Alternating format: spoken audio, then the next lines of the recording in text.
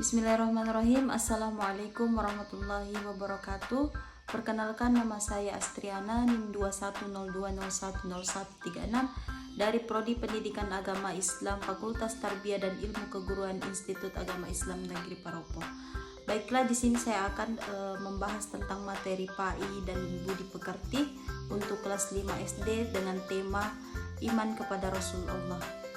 Saya membuat video ini untuk memenuhi tugas ujian akhir semester mata kuliah pengembangan profesi keguruan yang diampu oleh dosen Ibu Restu Fauzia MPD.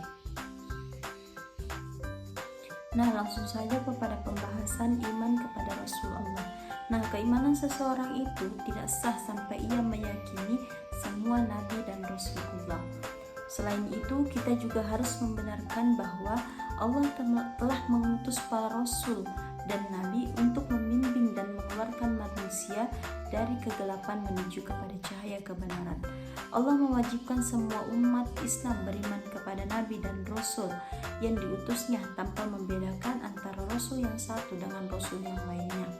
Di antara para rasul itu ada yang diceritakan di dalam Al-Quran dan ada pula yang tidak diceritakan di dalam Al-Quran.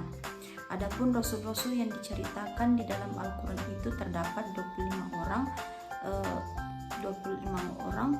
Pada setiap umat pasti ada rasul sebagai suri tauladan hidup yang harus diikuti ajarannya dan diteladani jejaknya. Beriman kepada rasul yaitu meyakini bahwa rasul adalah benar-benar utusan Allah yang ditugaskan untuk membimbing umatnya ke jalan yang benar agar selamat di dunia dan di akhirat. Nah, iman kepada Rasul adalah hal yang tidak bisa ditinggalkan karena merupakan rukun iman yang keempat.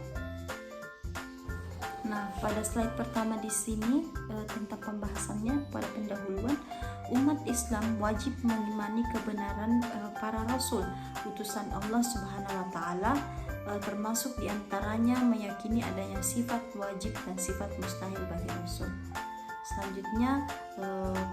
Selanjutnya perintah untuk beriman kepada Rasul termaktub dalam Al-Quran surah An-Nisa ayat 136 yang berbunyi, A'udzubillahi minasyaitonirrajim, Bismillahirrahmanirrahim.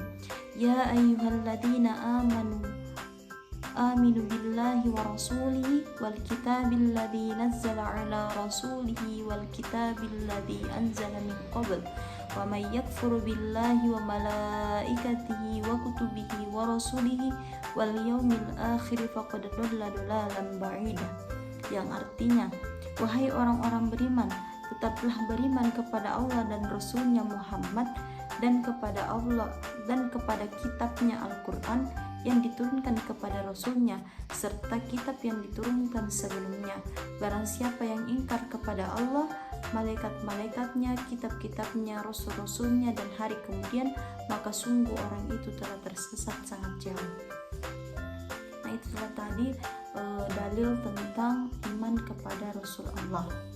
Nah, pada slide selanjutnya saya menjelaskan bahwa Allah mengutus Rasul dalam jumlah yang banyak. Jumlah sumber yang menyebutkan ada sebanyak 313 orang. Nah, seperti yang saya sebutkan sebelumnya, di antara Rasul tersebut ada 25 orang yang wajib kita ketahui. Para Rasul merupakan orang kepercayaan oleh Allah yang dipercayakan oleh Allah Subhanahu wa Ta'ala untuk menyampaikan perintahnya, seperti halnya Allah juga memiliki sifat wajib. Seperti halnya Allah, Rasul juga memiliki sifat wajib dan sifat mustahil yang membedakan antara orang pilihannya. Rasul sebagai utusan Allah memiliki sifat-sifat yang melekat pada dirinya. Sifat ini sebagaimana bentuk kebenaran seorang Rasul. Nah, sifat wajib itu sendiri adalah sifat yang pasti ada pada Rasul. Tidak dikatakan Rasul jika sifat ini tidak terdapat pada dirinya. Nah, sedangkan sifat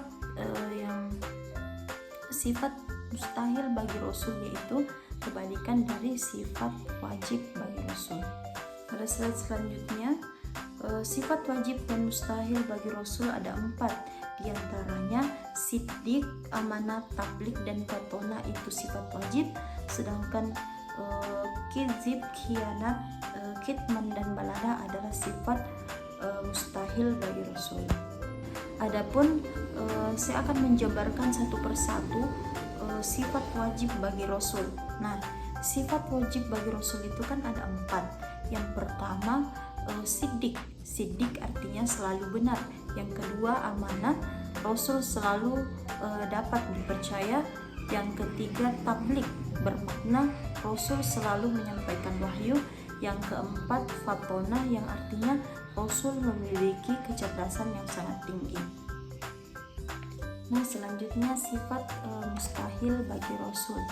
Nah, sifat mustahil bagi Rasul ini ada 4 pula, seperti dengan sifat wajib bagi Rasul, karena sifat wajib bagi Rasul itu sifat mustahil bagi Rasul itu adalah kebalikan dari sifat wajib bagi Rasul.